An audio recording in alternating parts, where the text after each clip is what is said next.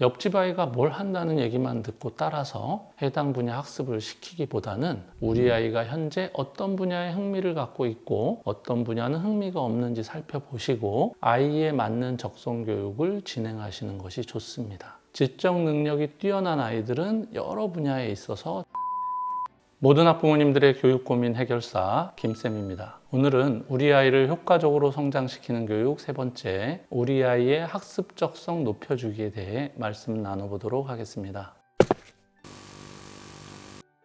적성이란 특정 학습 과제를 학습하는 데 요구되는 학습자의 특수 능력을 말합니다. 우리가 통상 적성이 맞는다, 적성이 맞지 않는다 라고 말할 때 그 적성입니다. 예를 들어 우리 아이가 영어를 배울 때 아이가 영어를 재밌어 하고 영어 습득도 빠르다면 영어 적성 수준이 높거나 영어 적성이 맞는 것입니다. 골프를 시켰는데 아이가 재밌어하고 또 아이들보다 빨리 배우고 잘한다면 역시 골프 적성 수준이 높고 골프가 적성에 맞는 것이겠죠. 이러한 적성은 첫째 지적 능력과도 연관이 있습니다. 지적 능력이 뛰어난 아이들은 여러 분야에 있어서 적성 수준도 높을 가능성이 많습니다. 영어 잘하는 아이가 미술도 잘하고 골프도 잘하는 경우가 있는데 이런 아이들은 보통 머리가 좋은 아이들일 확률이 높습니다. 실제로 학교 현장에서 보면 공부 잘하는 아이들이 음악, 미술, 체육을 모두 잘하는 경우가 많거든요. 지적 능력이 적성 수준에도 큰 영향을 끼치기 때문입니다. 그렇다고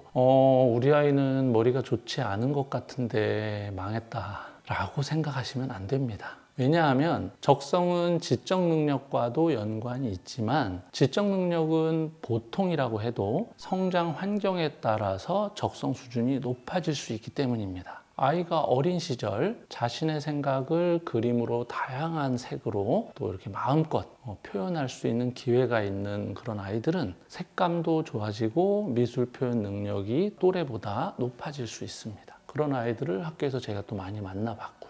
부모와 매 주말마다 바다나 강으로 낚시나 캠핑을 경험한 아이라면 자연에 대한 친근감을 기르고 레저나 자연에 대한 적성이 높아질 가능성이 많습니다. 또 호기심이 있을 때마다 자료를 찾아보고 탐구해보는 기회를 가진 아이는 과학 적성이 높아질 가능성이 많습니다. 이와 같이 적성 수준이 높은 분야가 많아질수록 개인의 소양이 넓어지게 되므로 다양한 사람을 이해하고 또 다양한 사람하고 소통할 수 있는 역량이 되고요. 또 다양한 사회 현상을 폭넓게 이해할 수 있는 힘을 갖게 됩니다. 그렇다면 이렇게 폭넓은 시야를 줄 수 있는 이런 적성 수준을 높이는 방법에는 어떤 것들이 있을까요? 해당 분야와 관련된 경험과 또 환경에 노출되는 것이 그 방법입니다.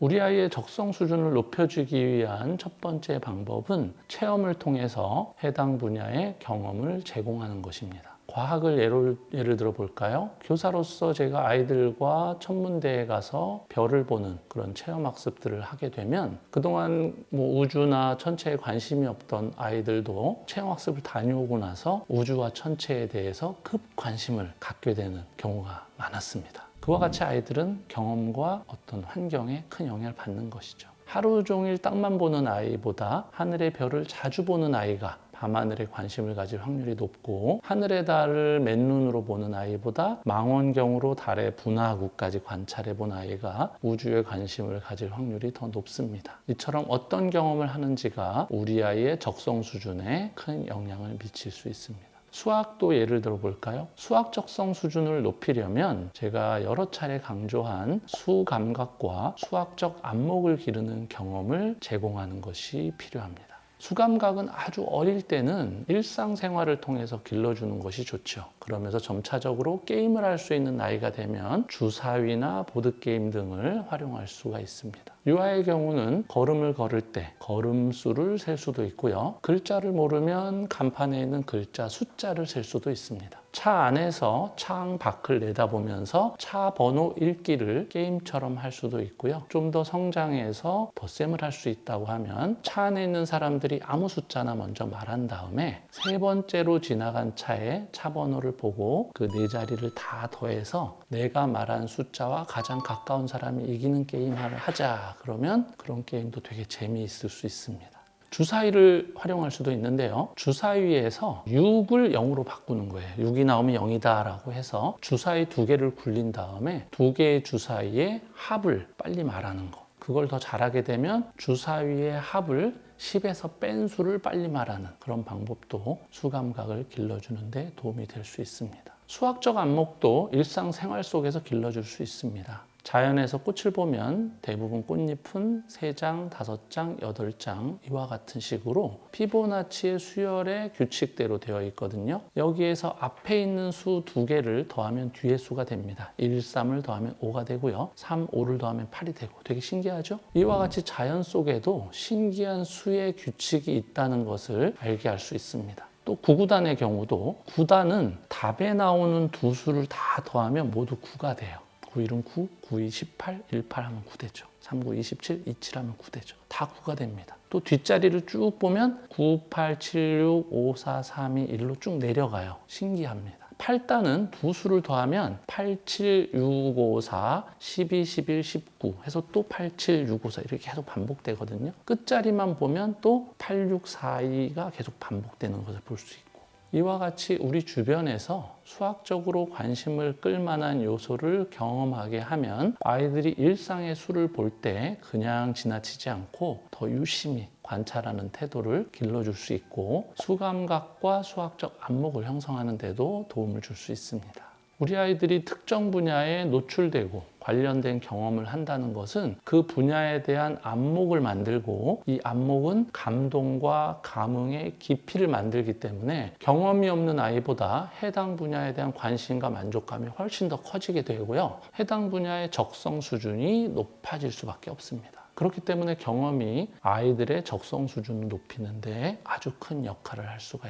있다고 볼 수 있죠. 우리 아이의 적성 수준을 높여주기 위한 두 번째 방법은 책과 사람을 통해서 해당 분야에 대한 간접 경험을 제공하는 것입니다. 과학 적성을 높이고 싶으면 과학과 관련된 잡지나 과학 서적을 읽을 수 있는 환경을 제공할 수 있습니다. 특히 어린 시절에는 아이의 흥미를 끌 수 있는 만화 형식의 책들을 통해서 해당 분야에 관심을 갖고 입문하게 할 수 있거든요. 만화라고 해서 너무 거부감 가질 필요 없습니다. 아이가 그 분야에 대해 소양을 갖고 적성 수준이 높아지려면 그 분야에 관심 갖도록 하는데 만화도 되게 좋은 도구가 될 수 있습니다. 이 만화처럼 또 잡지 형태가 효과적인 입문 도구가 될 수 있습니다. 잡지 안에는 다양한 기사 또 만화도 포함되어 있고 재미있는 것들이 섞여 있기 때문에 아이가 그 해당 분야에 관심을 갖고 또 매니아가 될 수도 있고 전문 서적까지 읽는 그런 과정의 어떤 출발점이 될 수 있거든요. 제 제자 중에도 어느 날 과학 잡지를 갖고 오더니 꽂혀서 계속 천체 기사만 보고 아이들한테 자랑하고 또 천체 망원경도 사던 그런 아이가 있었는데요. 그 아이가 천체에 관심을 갖게 된 계기도 과학 잡지였거든요. 결국 지구과학 전공하는 아이가 됐어요.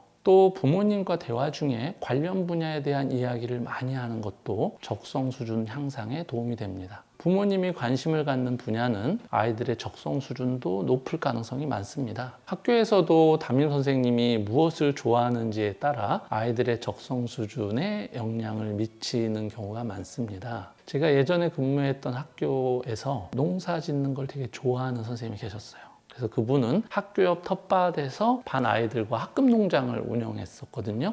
그 반 아이들은 담임 선생님의 적성 때문에 1년 동안 영향을 받았고 자랐고 그래서 농작물 재배에 대한 어떤 적성 수준이 다른 학급의 또래 친구들보다 매우 높았을 거라고 저는 생각합니다. 이와 같이 아이들은 교사, 부모님과 같은 어른들의 큰 영향을 받고 어른들의 관심에 또 큰 영향을 받습니다. 어른들이 알려주는 지식과 통찰로 새로운 적성을 갖게 되고요. 따라서 부모가 잘 알고 있는 분야가 있다면 자녀와 어릴 때부터 그 관심을 공유하는 것도 좋은 교육이 될 수 있습니다. 물론 자녀를 부모님이 잘 알고 있고 관심 갖는 분야에 진출하도록 도울 수도 있지만 그 분야뿐 아니라 다양한 분야에 대한 적성 수준이 높다는 것 자체가 우리 아이가 남들보다 다양한 안목을 갖게 된다는 뜻이 되기 때문에 또 이것은 개인의 특별한 경쟁력이 될 수 있기 때문에 부모가 관심 있는 분야에 대해 우리 아이가 높은 적성 수준을 갖도록 하는 것은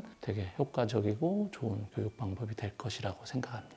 오늘은 우리 아이를 효과적으로 성장시켜 주는 교육 세 번째로 학습적성 높이는 방법에 대해서 말씀 나눠보았습니다. 우리 아이의 학습적성을 높여주기 위해서는 해당 분야에 대한 직접 경험과 간접 경험이 중요하다고 말씀드렸는데요. 다양한 분야에서 우리 아이의 학습적성이 높아지는 것이 곧 우리 아이의 소양이 되고 또 우리 아이가 세상을 바라보는 안목이 될 수 있기 때문에 이 글로벌한 다양한 사람들과 함께 해야 되는 우리 아이의 미래에는 필수적으로 준비시켜야 하는 역량이 아닐까 생각됩니다.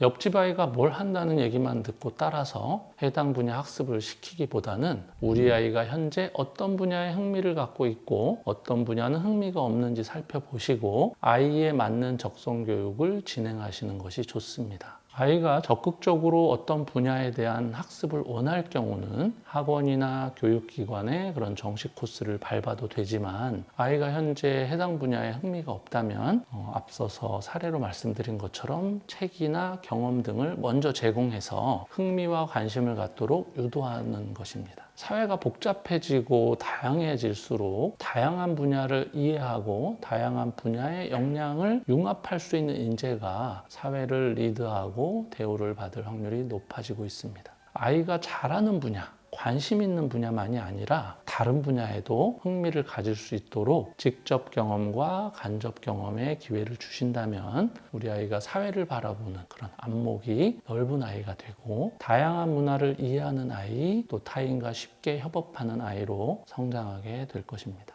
여러분들의 구독과 좋아요는 영상 제작에 큰 힘이 되고 있습니다. 함께 공유하고 싶은 교육 주제 있으시면 아래 댓글창에 남겨주시고 그것 통해 저희가 영상 제작에 또 참고할 수 있으니까 격려 댓글 또 좋은 영상 주제에 대한 댓글 보내주시기 바랍니다. 오늘도 영상 시청해 주셔서 감사합니다.